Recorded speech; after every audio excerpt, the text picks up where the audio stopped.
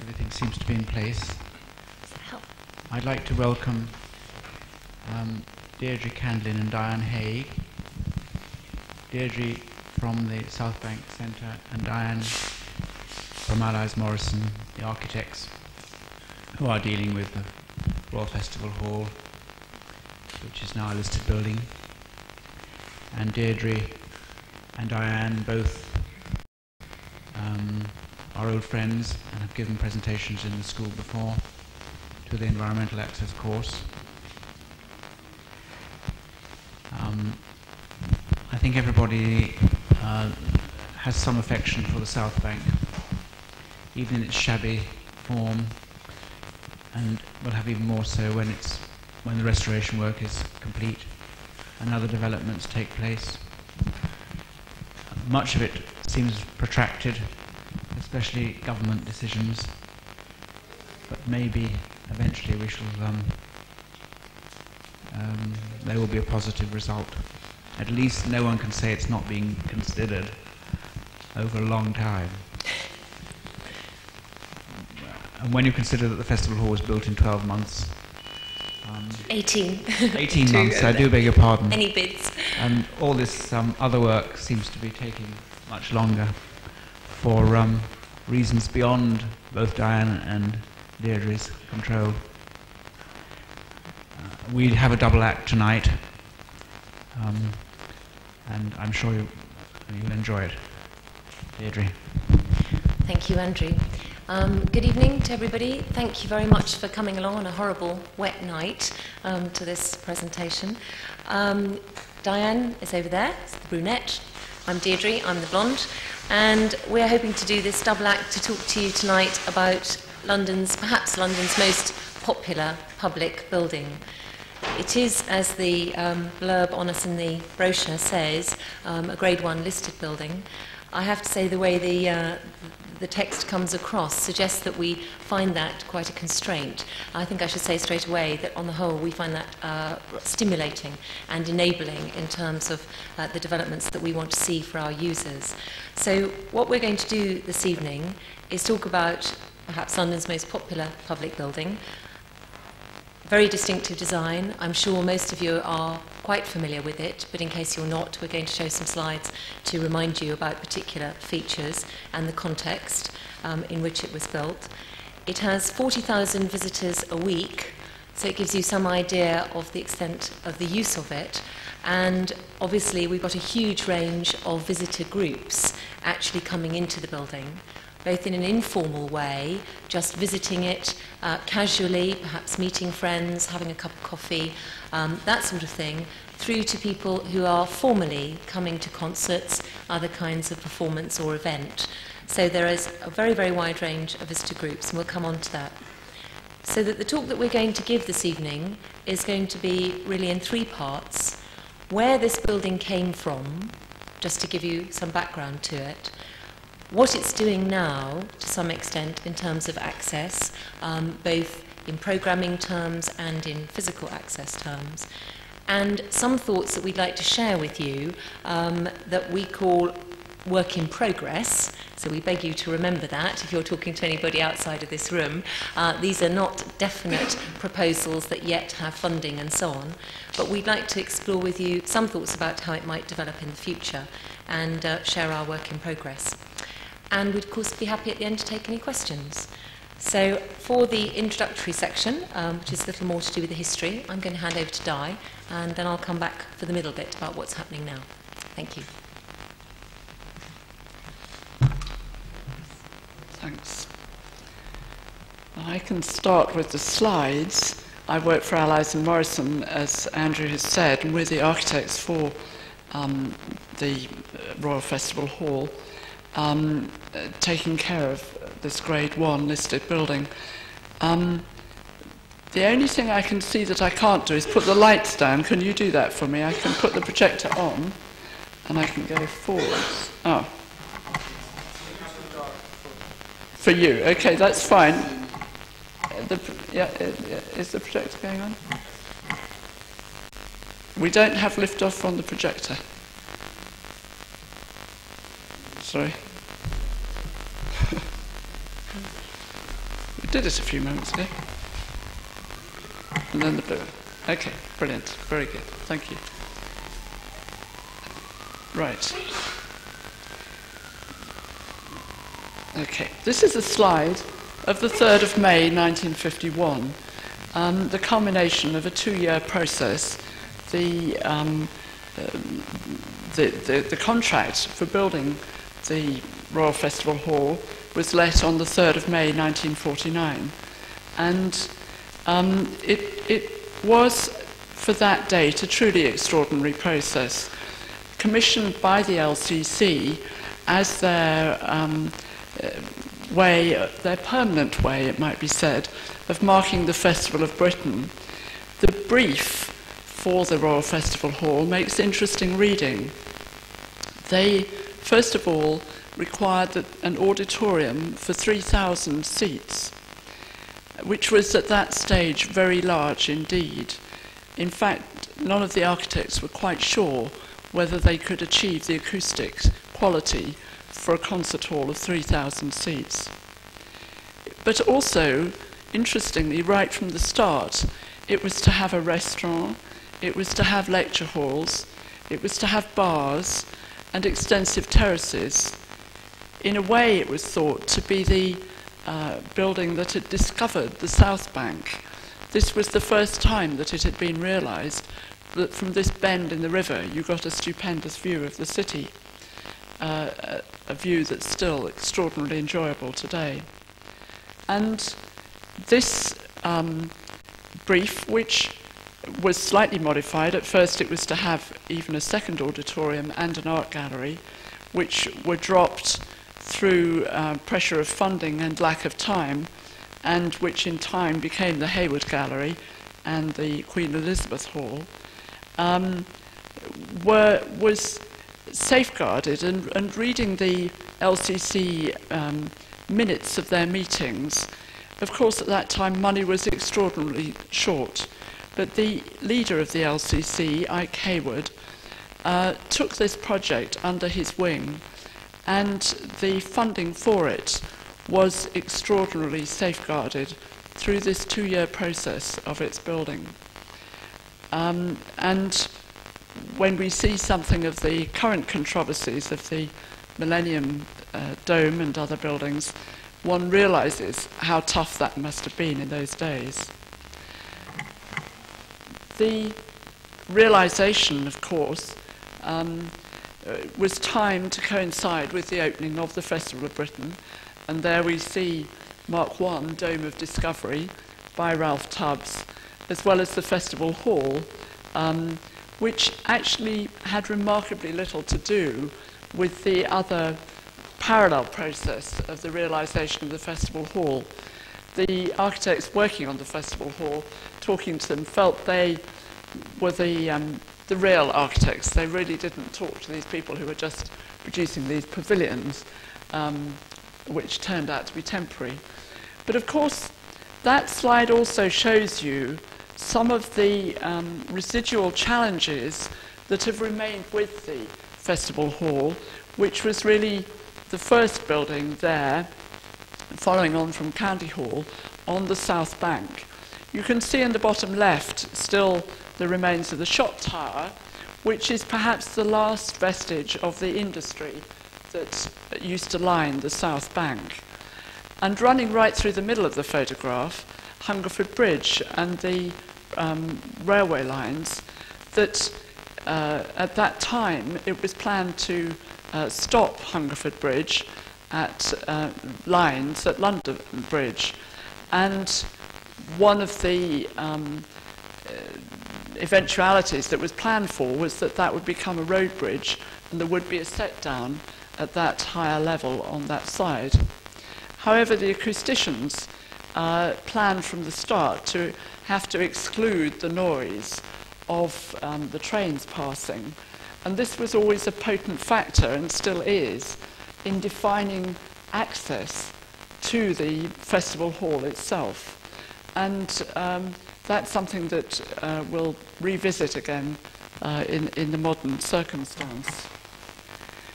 Of course, the next thing that happened, and this is rather a dimmer slide, was in the 60s, long after the Festival of Britain had been pulled down. I think that's slightly out of focus. There was the theory, which actually wound up impeding access rather than adding to it, that actually the pedestrian was at great danger from the motor vehicle. And of course that was the era when there were wonderful schemes for high-level walkways going through Trafalgar Square, high-level walkways all around London. And perhaps the one that was most clearly and perhaps in a way disastrously realised were the walkways that encircled the Royal Festival Hall and gave access to the new 60s buildings.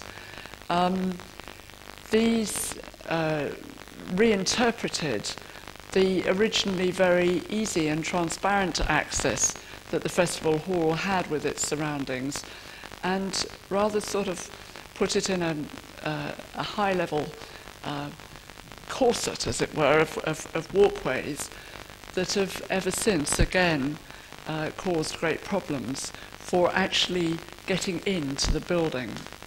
Again, a move that we're able in some senses now to revisit and mitigate.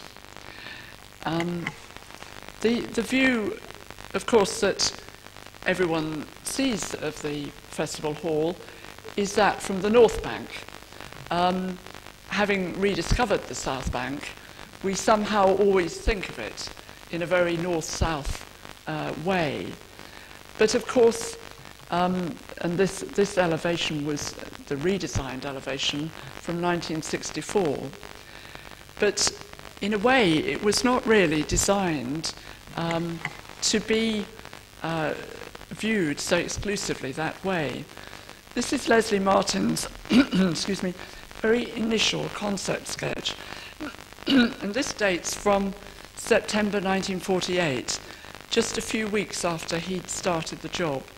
And one of the fascinating byproducts of the speed with which this building had to be realised was how quickly and how fast and how completely the conceptual thinking was realised in the building. There was no time for sort of messing about with committees that tend to water down strong architectural ideas. This is the notion that became known, and indeed Leslie Martin described it at the time as the egg in the box. His great idea, derived not least from some of the Corb ideas about the Central Soyuz building, for example, of raising up the auditorium, which gave it the possibility of acoustic isolation, and using that space underneath it for these public foyers that were in the brief. The shaded area, which faces the river, was the restaurant. There, again, in the brief from the start, and giving that marvellous relationship with the river. The black is the second auditorium, which was to come at the back, underneath. And interestingly, just at the moment, we're involved in rediscovering what was actually built as the foyer to the second auditorium. But the entrances into this building, you can see where he says HL, which is the high-level entrance from the Hungerford Bridge side, and the low-level entrance on the other side from the Waterloo side, were actually to introduce people right in the centre of this building, right into those foyer spaces. And this is a move that we're very keen to see reinstated.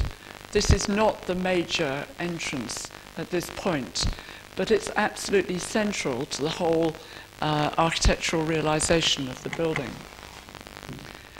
The legibility of, when in focus, of this building is very clearly portrayed in this drawing just of the floor finishes on level 2.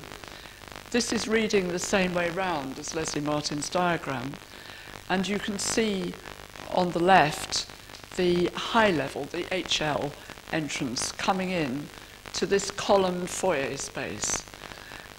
These are the legs that were supporting the auditorium up above, this landscape of columns, whose floor, interestingly, shows the conceptual structure of the building. You see running from the river frontage, which is at the top of the plan, where there were inhabited terraces running right through on both sides, the whole circulation line that goes right through the building. And this line carries right up. You see that's where the staircases rise up from in this extraordinary spatial manipulation of the festival hall. And the generosity of that foyer space contrasts enormously with any other London theatre or concert hall that you can think of from that time. This truly was a totally new investigation of public space. And in a way, it's that sense of this as public space, as urban space in a way, that is an idea that we're really reinvestigating at the moment. Because of course it's gone on to be more and more successful in a way. This drawing we made to show how it was extended in 1964. The red parts of the section at both extremities were the extensions, as eventually realised by the LCC, to provide the facilities that had to be left out in the first phase, in the push to realise it. And you can see how in '64 actually some critical things happened. If you see on the right of the section, that's the terraces to the river frontage. The whole foyer was actually cut off at that point by a major staircase coming up from the lower level, and so the transparency and the movement out onto the terraces was actually completely blocked. Similarly, on the left-hand side, the balcony that protrudes from what was the ballroom floor also somehow, in its solidity, stops something of that through vision for the building. And this is a slide showing that foyer cafe, and on the right were a whole series of glazed doors that you just see there that actually opened onto the terraces. And this is one of the ideas, in a sense, the access between in and out that initially was so much more informal and was much more about being able to enjoy that river frontage, being able to move in and out to permeate the building. And these are notions that, again, we're reinvestigating in our current proposals. You can see, in a way, the sort of slightly sordid photograph, but one that nevertheless is quite true on a bad day, of the whole lack of legibility of the Waterloo entrance. The way that the primacy of that was actually changed in '64 when they actually made the main entrances come off the river frontage terraces. And one should be entering down there at ground level. And we, again, are planning to reinstate the primacy of these doors and to put a new lift down there to achieve better access to all levels. However, we have already, that's what happens when you, as I'm sure you're familiar, step inside that doorway. And this, as I said before, is very much stage one of this extraordinary voyage of discovery up through the building. We have already, as architects to the Festival Hall, been able to clear out this space, which was previously entirely blocked by a temporary room, and to reinstate the openness of these quite gentle series of stairs. This point, from the vantage point from which this is taken, is probably just about where the new lift would be going, and we plan to put a glass lift that would serve every level on this side to insert it in here. One of the, on the other side, this is the Hungerford Bridge side, the HL entrance is the one automatic door that we have in the building. Its action extraordinarily marred by the fact that you have to go up a step to get through it. So actually, in terms of any wheeled access, it still presents an enormous problem for the building. And this also is an entrance that we are reinvestigating, opening to full width again. Of course, this is a very pokey door compared with the whole series of doors that were here originally, and truly opening up a really worthy entrance at this higher level point, which is of course the point that you will reach from coming over Hungerford Bridge, and is on that main route through from Hungerford Bridge to Waterloo. Now, moving indoors, we were very interested just now looking at the slides of the Brazilian buildings, which in a sense are what happened to these rather Corbusian ideas after the festival hall in the 40s, but also discussing how much more manageable and less grandiose this space is. Nevertheless, the realization of this transparent, columned space with its reflective surfaces was at that time in England an extraordinarily new and revolutionary concept. So many people, the Festival Hall is one of those buildings that when you work on it, somehow when you fall into conversation with a lady on the train heading north, or the guy on the bus next door, or whatever, everybody of course knows about the Festival Hall, and everybody has some story to tell you. And for many people, it's the place where they first saw modern architecture. And in a way, it was the first public building in England to be realized with these ideas, and certainly introduced a generation to a whole new spatial concept, which of course is why it's so worthy of its Grade 1 listing. It's still a space that we find very exciting to work with today. Now, of course, originally the foyer, well, the whole festival hall was opened for lunch between 12:30 and 2:30. Its doors then opened again at 6:30, ready for the concerts. Although there are rather tantalising early photographs of all-night balls from medics at St Thomas's Hospital and so on. So they had pretty wild do's here from the start. But on the whole, the occupation was something altogether much staider than it is now. There is now an open foyer policy, which means that from 10 o'clock in the morning, through to late at night, I don't know when you normally close, it's open to everyone all day. And this is an extraordinarily different scene. It's not only open to everybody, it actually encourages everybody and puts on events, free events in the foyers, to make it an extraordinary informal arts arena. In a sense, perhaps on a slightly higher plane, it resembles the kind of events that happen in Covent Garden or whatever. But I think it's an extraordinarily different kind of space to Covent Garden because, of course, it's indoors.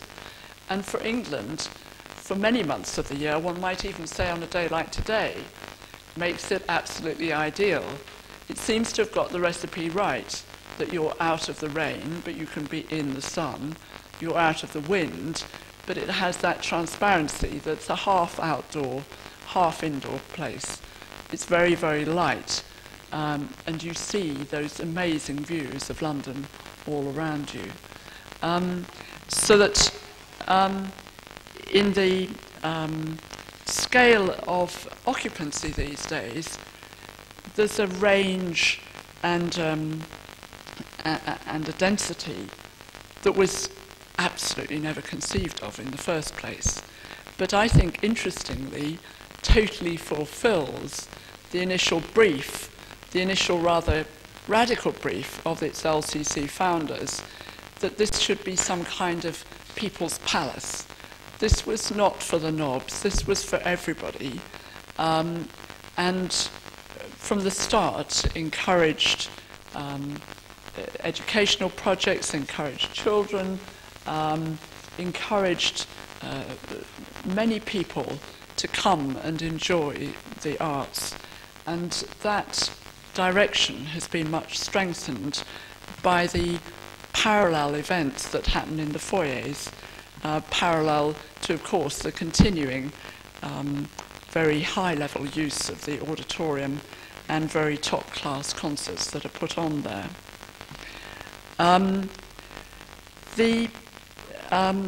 Of course, this opening up, which includes tremendously special occasions like the Labour Party election night party, and the launching of the Millennium Dome, and even the Queen's Golden Wedding celebrations. So it's a very publicly celebratory space. Places whole new pressures on the foyers, and the need to accommodate a wide range of people. It's a very favourite space for children. At half terms, it's always absolutely packed. Its stone floors are a marvellous surface, both for wheelchair users and for crawlers at both ends of the spectrum of mobility. Its catering facilities attract people the whole time, including this free jazz concerts that often accompany them. And in a way, we almost think of it as a community centre. There are plenty, through the day, one sees a whole range of people using it. And there are plenty of people that make a pint last a tremendously long time in observing all the other activities that go on. And our work at the minute is very much to encourage this openness and this availability to everybody. Now, part of that, of course, is making the spaces legible and clearly available to everybody. This is just a very crushed moment at the bar, a very busy time, contrasting with many other times when it's actually quite a quiet place, and lots of people use this almost as a meeting place or a quiet rendezvous out of main hours. One of the earlier projects that Allies and Morrison were involved in here was the redesign of the restaurant in the space originally planned for it on the upper level lobby, level 3, the People's Palace. This had always been a dead loss, actually, as a restaurant location. And the People's Palace is the first restaurant that's really worked there, really through force of its product. And one day I also like to think through the enjoyable atmosphere of its redesign. But it also provides a setting for very grand gala dinners, as well as just being able to pop in for a drink at the bar.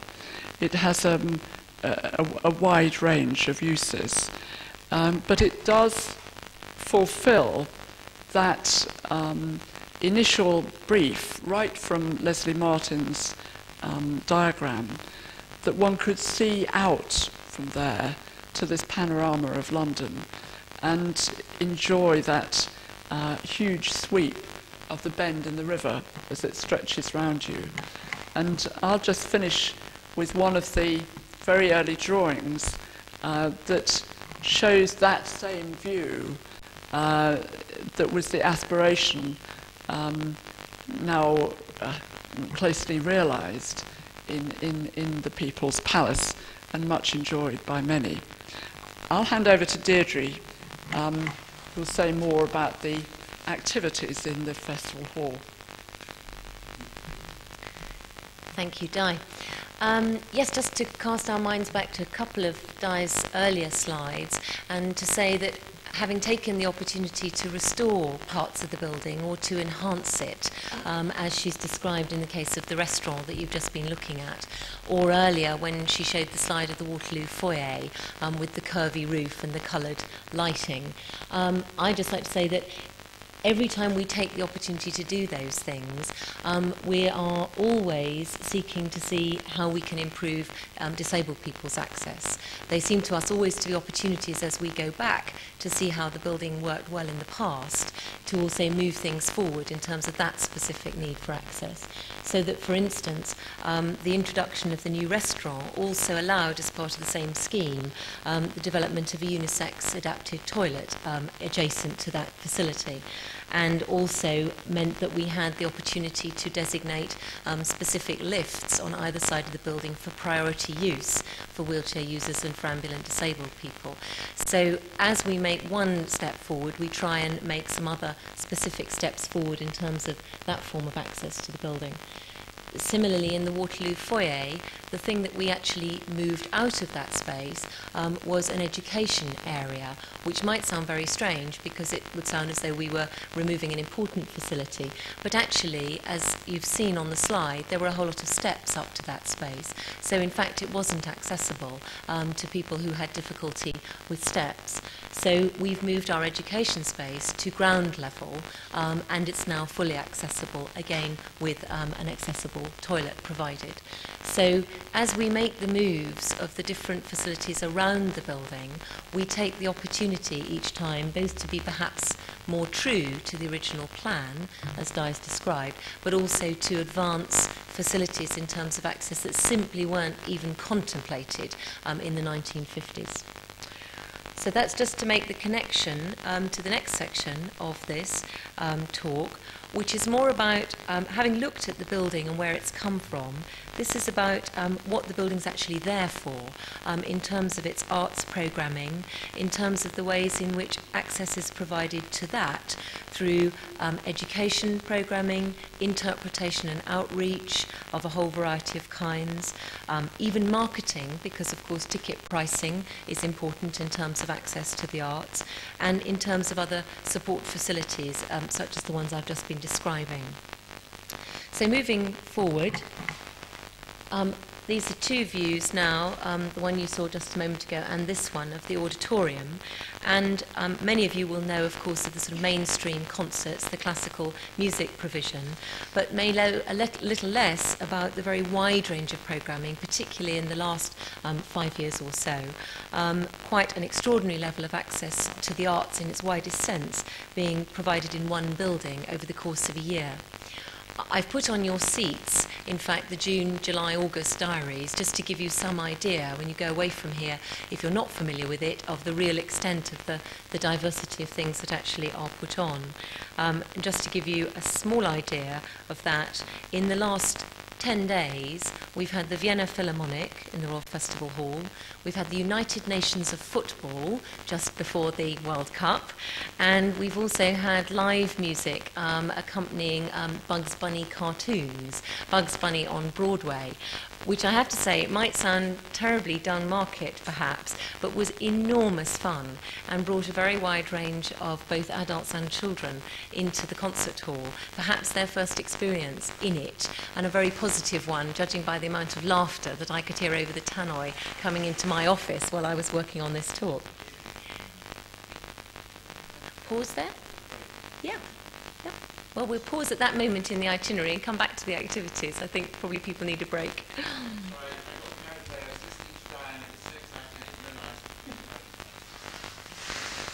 Thank you. I hope that gave everybody a moment to digest everything that's gone before. So we're back with the auditorium and thinking about the diversity of the programming. I'm reminded by a gentleman in the audience that this is only one of the difficulties of putting on so much activity in the hall, that some things are planned a very, very long way ahead, several years ahead. Many other things these days go in at only weeks' notice, and actually making sure that all that publicity information is available to anyone who wants to know it is quite a challenge for us. Inevitably, if you look at the print on your chairs, you'll realise that pulling all that together means having a print deadline of several months, and of course that doesn't fit in with the things that get booked in more swiftly than that. So we're looking at a number of ways now, and I was just explaining that we're providing information on all events now on the internet, and in fact that's the most up-to-date form of information at the moment, because it allows us to put in both the things booked several years ahead and of course the changes that take place from day to day.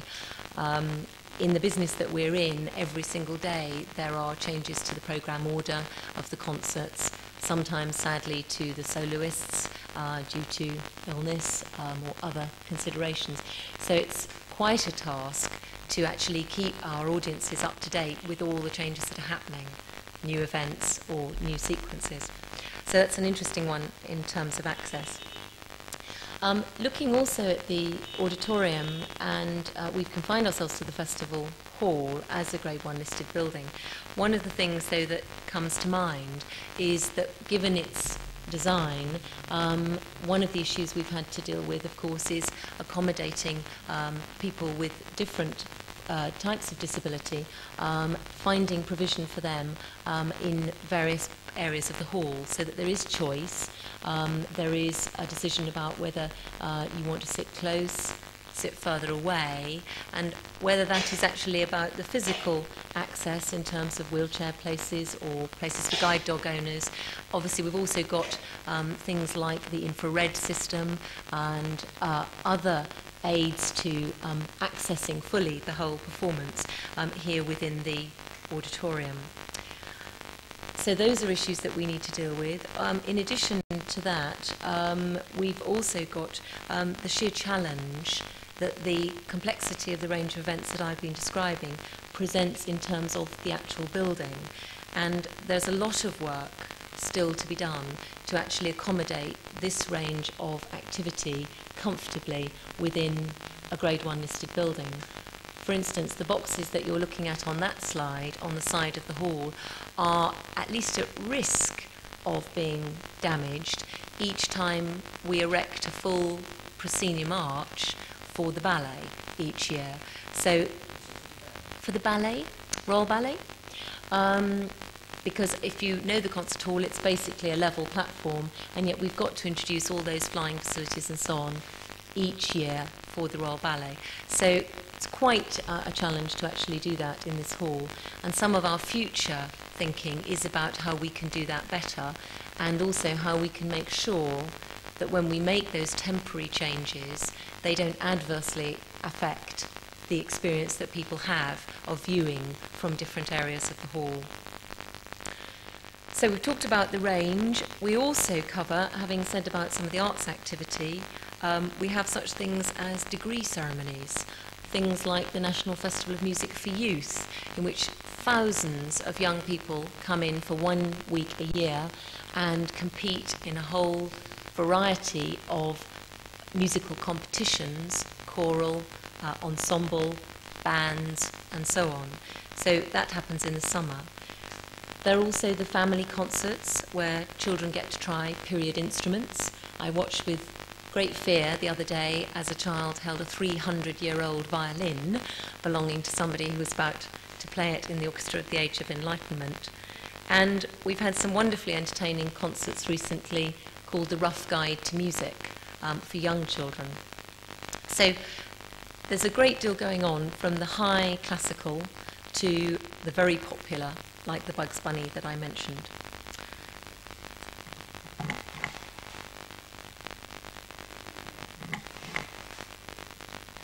Just looking outside for a moment, we've gone right into the heart of the building, concentrated on the auditorium. Outside too, there's a huge variety, and although some of the other slides showed a rather barren context for the building, there are times when it looks absolutely animated in the way that this slide shows, as part of our summer activities outdoors on the South Bank. This is Ilitopi, the French street theatre company, a couple of years ago. Also rather exotic, inside again, we have a resident Indonesian gamelan, which is a percussion instrument. Here you're seeing it played by instrumentalists from Indonesia, but in fact it was a gift to us from the Indonesian government, and we've rehoused it in recent years, again on the ground floor from an inaccessible mezzanine floor. And now there's a whole education program developed around this very unusual instrument. There are one or two others in the country, and occasionally they have get-togethers on the South Bank and elsewhere. And the education program ranges from beginners, like this child, to professionals, children coming in their own right or in school groups, members of staff, and older people, including quite extensive collaboration with the musicians actually from Indonesia. We've done exchanges, and we've also done percussion events with the puppet theatre from Java. So what I'm hoping you're beginning to see is there's a potentially a kind of lifetime involvement in the building, from being a child, being brought as a member of a family, through school groups, participating in musical events like the Youth Festival, the outdoor events and the free activity, perhaps getting your degree at the Royal Festival Hall, quite a highlight, through to concert and event going. They're all on the rather lively side. There are other facets to the building, like the poetry library that you see here, more contemplative space, and at the moment, somewhat inaccessible on the 5th floor, although attempts have been made to make wider access through the internet, through audio-visual and solely audio recordings for blind patrons, but at the moment not physically in a space in the building where it's very visible. So our thinking would perhaps bring this to more public attention.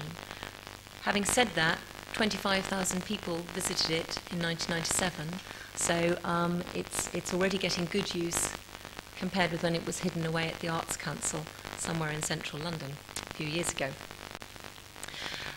The other interesting thing about our building is that it seems to encourage a very interesting engagement between performers and the building in terms of accessing rather unusual spaces.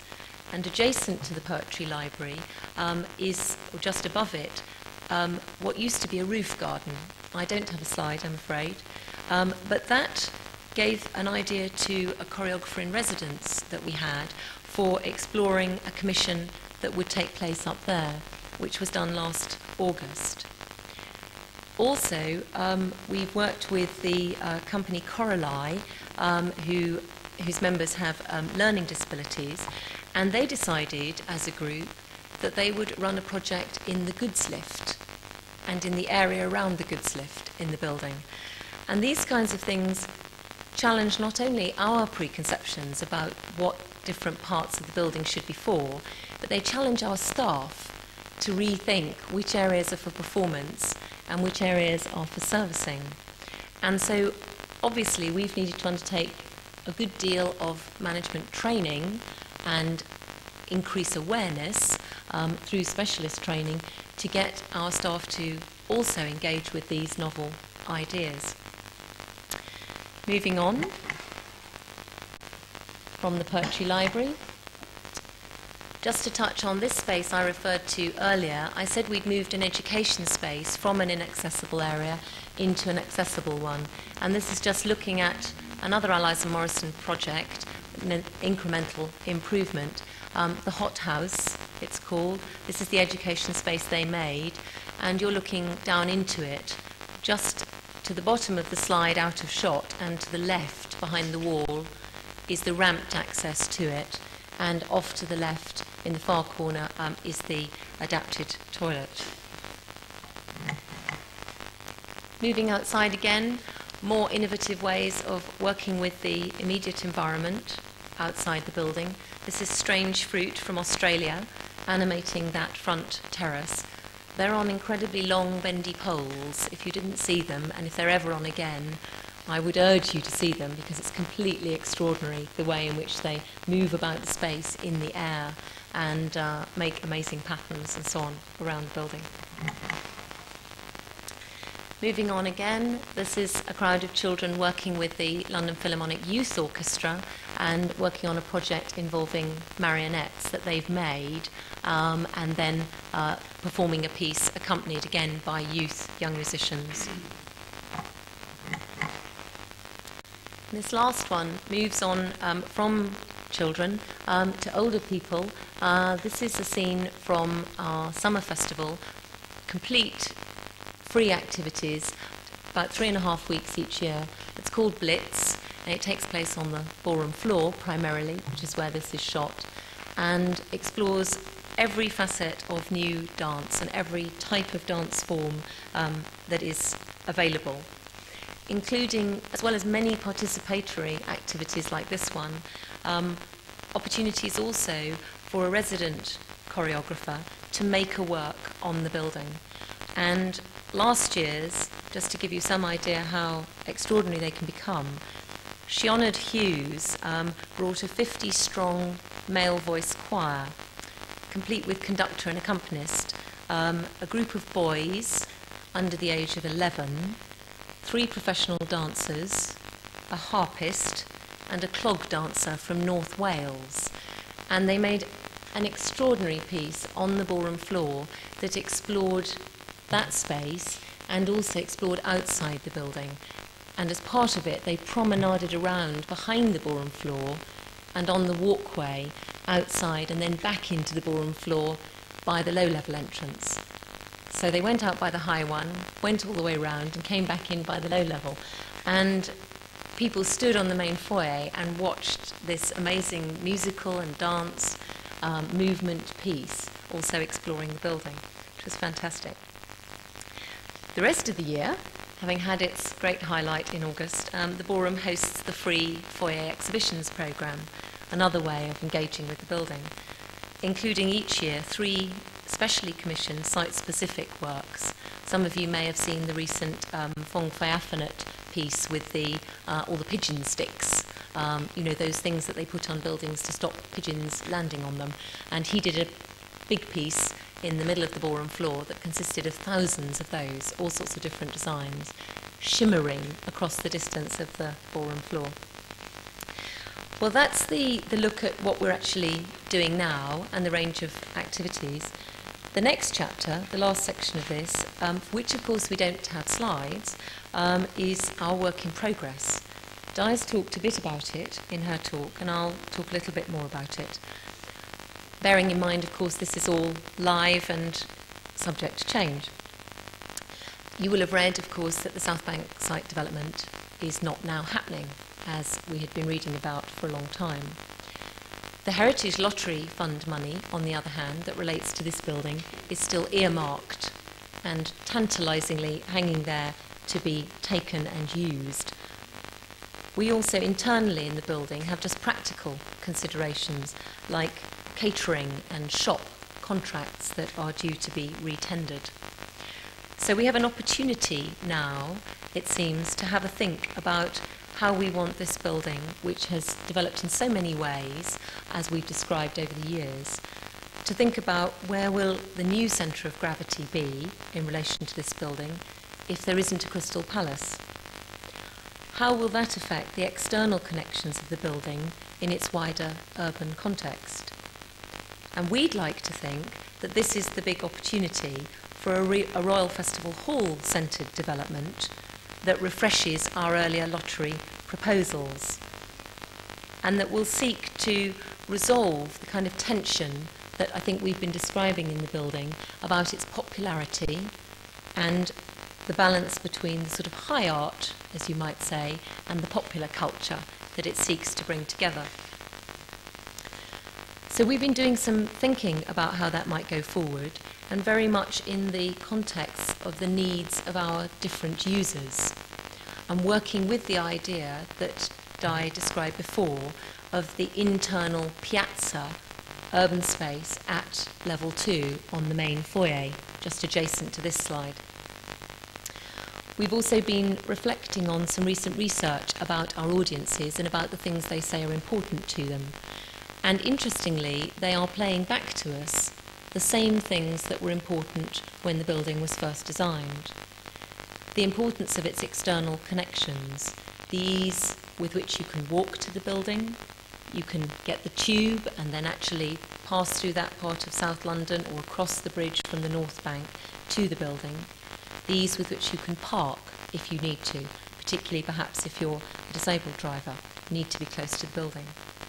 So arrivals and external connections are very important to our audiences, they're telling us. Simple things like the importance of it being clean and welcoming, having helpful staff, finding it easy to find your way around, so we go back to the legibility of the building that Di was talking about earlier. But also, along with those more basic needs, they talk, particularly when they're concert goers rather than foyer visitors, they talk about the specialness that they want, the emotional experience of the place that they're looking to have, that takes it beyond simply being the community centre and the bustle of the foyer that we were describing earlier. So our ideas working in progress, really to sum up, because Di's referred to them a few times and I have touched on them, are to think again about arriving at the building from the southeast, so those Waterloo doors that we talked about, by perhaps removing the walkway to the south of the building. Just going to think about it in its, I've said about its external context, so just to bring that up to remind you again, North Bank, South Bank stations. But we're coming on, I think. Yes. This is the walkway that I was just talking about there. This is the walkway to the south of the Royal Festival Hall. Those of you who visited in the last few months will know that the bridge to the right of the slide, with the scaffolding supporting it, has in fact already been removed.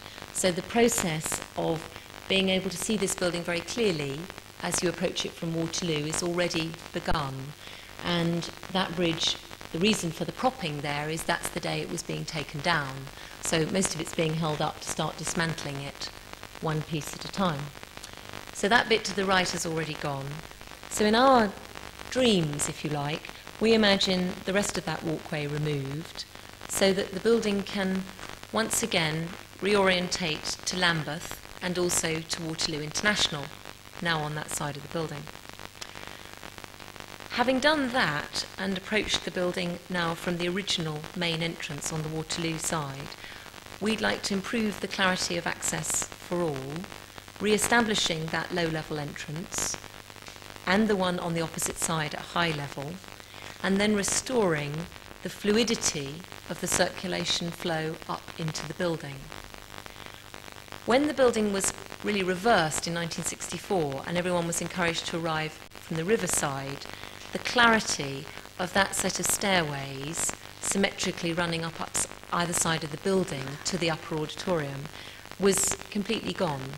People come in at the riverside now and say, where are the stairs? Where are the lifts?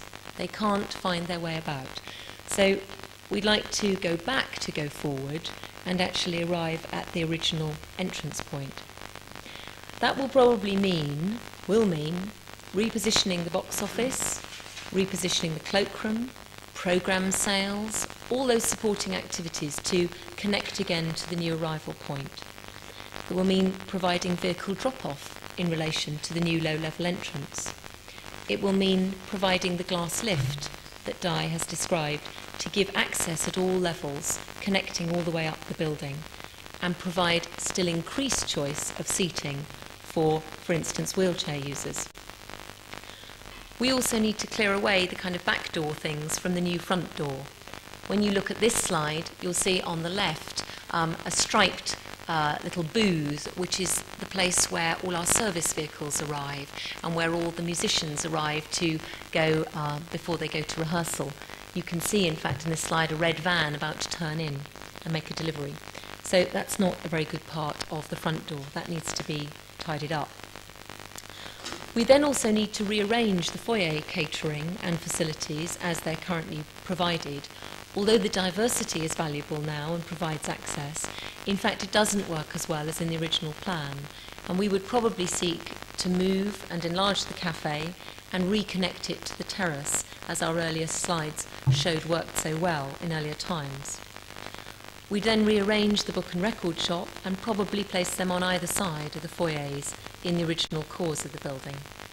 And we'd seek to provide more catering facilities on the upper levels to draw concert goers up into the building and beyond that sort of bustling square, which is where the foyer visitors tend to settle. There are then opportunities to relocate things like the poetry library and the voice box so that they can be more visible and accessible from the street, perhaps even down on this facade once the walkway has gone. And further opportunities to relocate important corporate hospitality, because funding is important to supporting the programme, on upper levels adjacent to the concert hall seating. So those are some of the things that would happen inside the building. Here we're looking at some of the things that have to happen outside, since the festival hall still isn't well connected to Waterloo, and it isn't well connected to Charing Cross either. And they're both critical railway stations and critical connections in a day and age when I think most of us are perhaps more aware that the car is not the best form of transport, and that the coach, again, although very valuable for older groups, school groups coming into this area, there are problems with coach parking and the environmental effect that coaches have in the area. So although they have their place, perhaps most importantly are the connections with the railway stations and other things such as the eco-bus project that's being explored for the South Bank. But there are incremental improvements underway. Here's the bridge being removed, as we said. Some of you will be familiar with perhaps the mixed blessing of access improvement of the spine route works. The traffic certainly moves more slowly because of the bumps that have been inserted. There is perhaps a better pedestrian environment overall with the introduction of public art and better lighting. But the unconventional streetscape is confusing and perhaps dangerous. I think Andrew Shipley in the front row would agree with me on that one, particularly for visually impaired people, where there are not the normal curbs and so on to refer to, and there's a very good deal of street furniture that's been introduced in an unconventional way in this area that you wouldn't find elsewhere in the city. Other developments, of course, help to improve the local environment. The IMAX cinema going up in the Bullring has already improved the quality and safety of the approach to the RFH through that area. And still to come are phase 2 of the spine route works, hopefully affected by the feedback that Andrew and others are giving them, and the Waterloo Place project outside Waterloo Station to improve the station Sutton Walk connection, which is the route down that you're looking at here towards the festival hall. Moving across to look the other way just for a moment, of course, is the Hungerford Bridge connection. And I wish I had a fancy slide of Lifshutz Davison's proposals for the new pedestrian bridges either side of the railway bridge. But as we know, that's a funded project and will be on site, I think, later next year. So we should be seeing, at or around the millennium, vastly improved pedestrian connection from the North Bank with shelter for people from the wind and the rain. Absolutely horrible at the moment. And so we come to a very positive, I hope, and glittering image for our last one, just to say that our aspiration for this very popular modern public building, is that you should see it once again with the uninviting elevated walkways removed, the local environment of the southeast square enhanced, a restored relationship with the river, restored clear entrances and recognisable routes through the building, including improved access for disabled people, and accommodating all the new uses and the diversity of artwork that we've shown this evening in design that's of appropriate quality to the original Leslie Martin and Peter Morrow work. I'm representing, I hope, a facelift for the Royal Festival Hall in time for its 50th birthday, which is on the 3rd of May 2001. Thank you very much.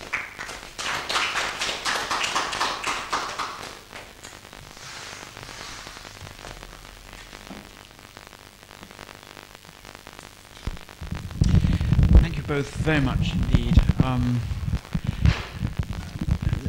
There's so much happening or about to happen, the mind boggles, especially as when my mind heard about it last, it was different. So it's all very exciting and positive. I do remember the glass cups and frothy coffee in 1955 and hearing my first jazz concert with Chris Barber and Ottilie Patterson, which stays in my mind. I'm sure everybody has these sort of memories of this space. I could think of lots of questions to ask. Have we got questions from the audience about the South Bank Centre and the work going on?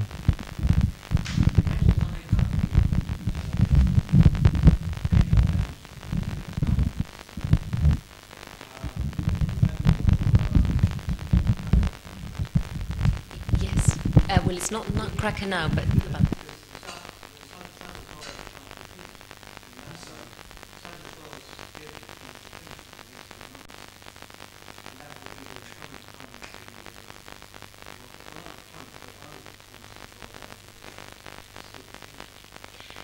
Yes, you're right. The Royal Ballet are going to them for part of their season next year.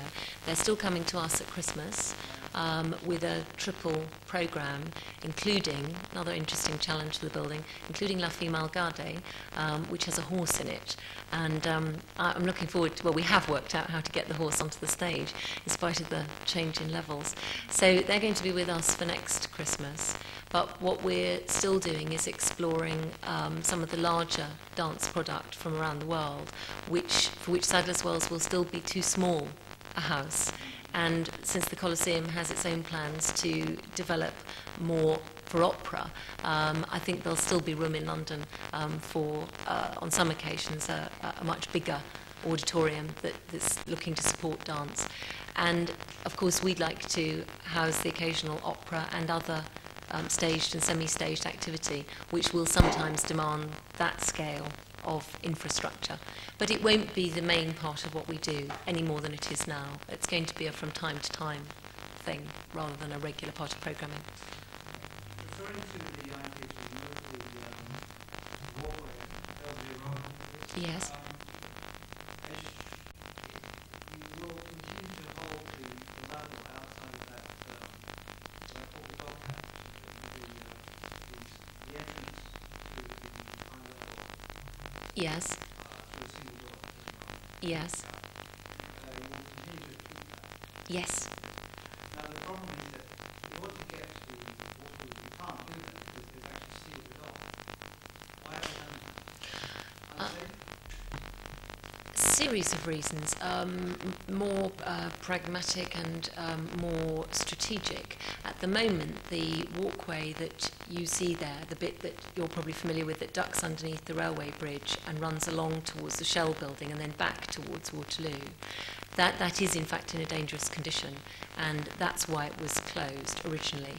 But the long-term plan for the area is, of course, to generally remove the concrete walkways and bring people back down to ground level. So there are two things going on there. No, no, there was, because, well, it's divided between us, in fact, and Shell. But the plan for the area, including the local authorities' involvement, therefore, is in fact to bring pedestrians back to ground level, so that there would be a route through the new Waterloo Place, Sutton Walk, and then down Concert Hall approach, and that's the one that's being worked towards. Terminal. Station terminal, you actually go under the building, and then you're made to go down to a terrible staircase which smells absolutely foul. You know the one I mean? I know the one you mean on the south side of York Road. It's on the south side of York. Yes. I mean, it's just absolutely disgusting. I completely agree with you. I used it yesterday. It's of no compensation to you, but it does under the control of the railway station. I think that somebody should be taken up in trust for that, because I mean, that is I couldn't agree with you more. If you're headed towards the South Bank, though, I would probably encourage you to carry on over the bridge over York Road, which is such a horrid road to cross anyway, drop down by the Shell building and turn right. It's far from adequate at the moment, but this is why we have an interest in the wider area. We can't just confine ourselves to being interested in the immediate building and the immediate area outside of it. We've got to take an interest in the wider area, and yet our capacity to influence that kind of thinking and planning, is reasonably modest. We simply have to expend some energy and enthusiasm on trying to bring those pieces of the jigsaw in to fit with what we're trying to do.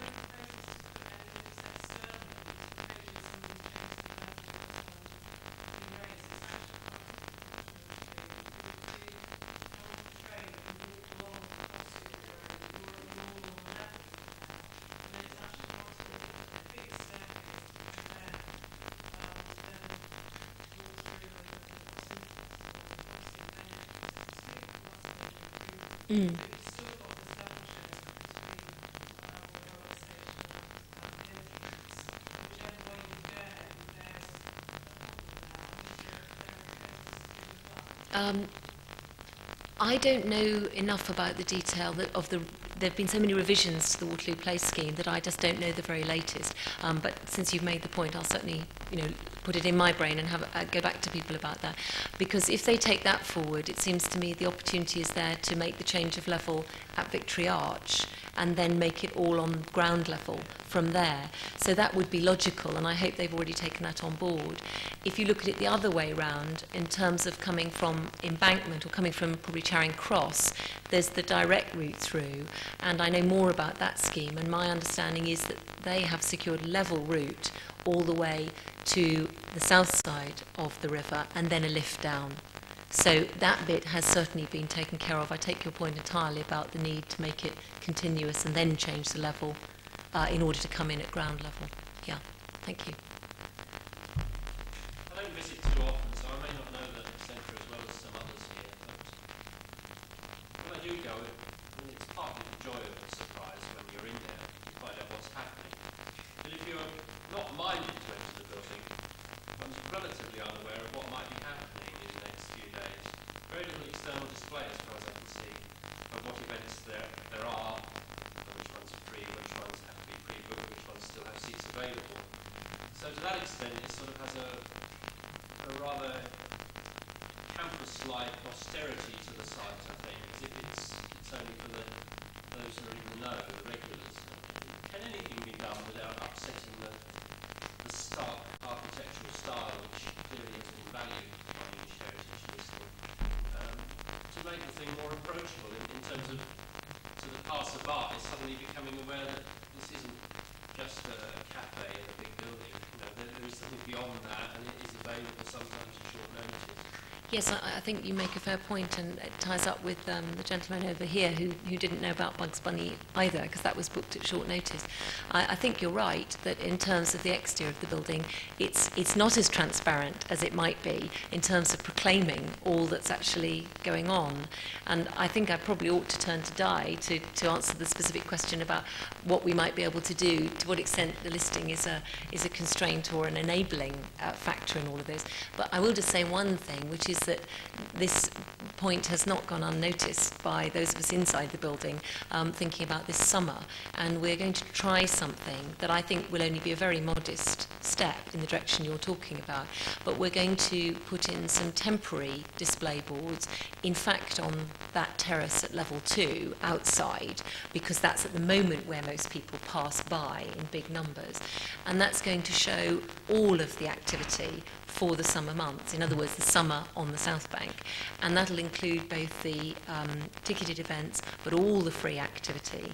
And it's going to be supported by literally a blackboard right just inside the door, viewable from outside, which is going to have the daily activities on, because they're so extensive in the summer and mostly free, that we want to do exactly what you're saying, which is make people who may be unaware of the range and what's still got tickets available today, just as you're pointing out. But perhaps I turn to Di for the more aesthetic question. Well, one of the things we've been thinking about is that the box office is currently at level 1 at the ground level, but on the river frontage, which is a part that people who don't even know it's there don't go to. It's a very little frequented part. And one of the moves we're talking about making is exploring putting the box office on the Belvedere Road side, very visible from outside, and obviously much easier to run sort of information boards and so on from it. And also from that, having much easier sort of satellite booking points around the site, including external points, and also in the main foyers. So obviously new technology enables that kind of information and ticketing to be run much more easily to disparate points. But I think it'll make the whole box office, the whole booking business, a much more obvious and transparent point for that many more people will actually sort of notice, because I'm sure at the minute if you were outside you wouldn't actually know where to go and book, even if you knew what was on.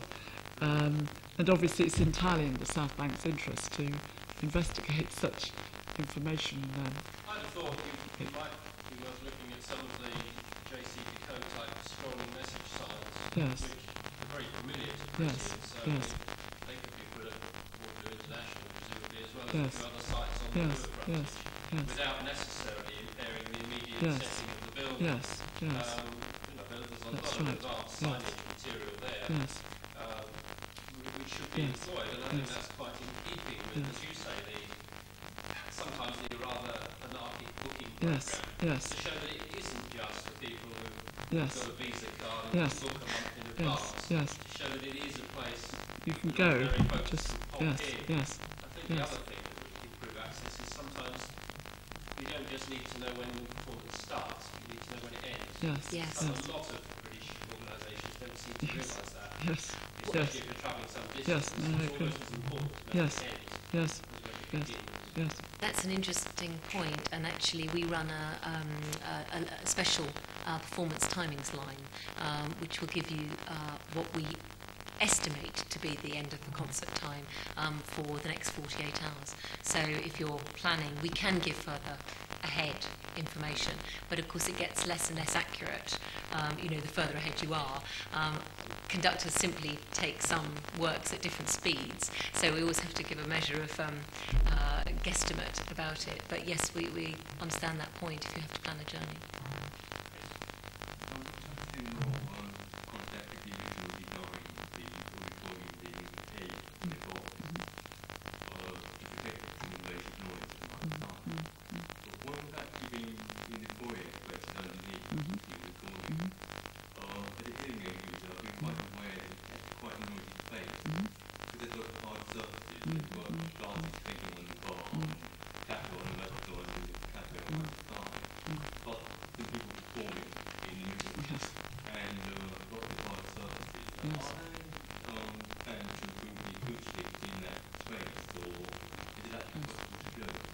In an interesting way, it's very interesting to hear you say that, because of course there are sort of conflicting goals, in a sense, that at one level, as a busy environment,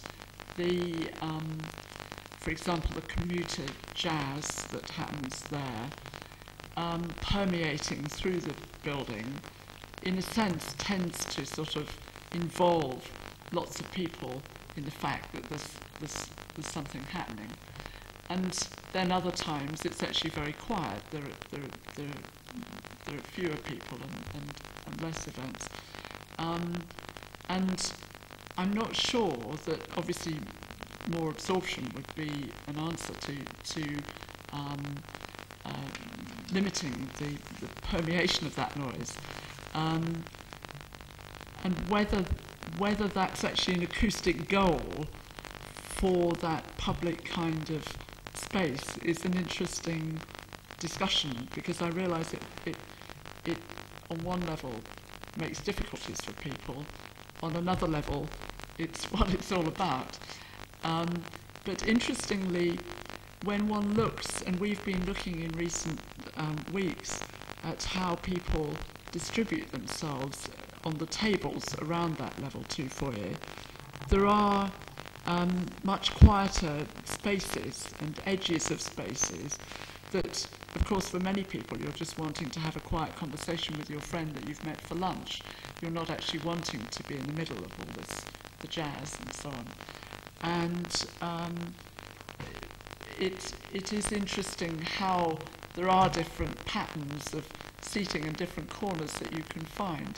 So that in a sense, I think our goal should be to try and provide both, because very often the event is its own advertisement, that it's happening, it wants to be apparent to everybody, but also you need to be able to coexist with it and do your own quieter thing in another corner. So I appreciate your difficulty, and in some senses it obviously does apply to lots of people who have different agendas that day from listening to the event. But I think it's a conundrum for us, and certainly a conundrum for us to figure out how to introduce more absorption with a very reflective stone floor and essentially hard white architecture. It's quite hard to work out what you could put in there that would surround people more. Perhaps we need some more temporary screening or something that could isolate events.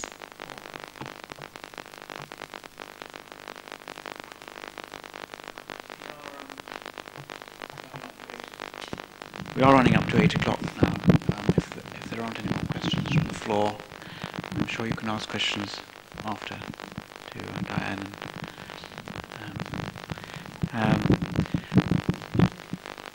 and Deirdre. I would just like to thank you both very much, and to the architects that are here, it would be really refreshing if architecture today could be as legible as the old festival hall was. And I do know that from visually impaired point of view, it is in many ways very legible, and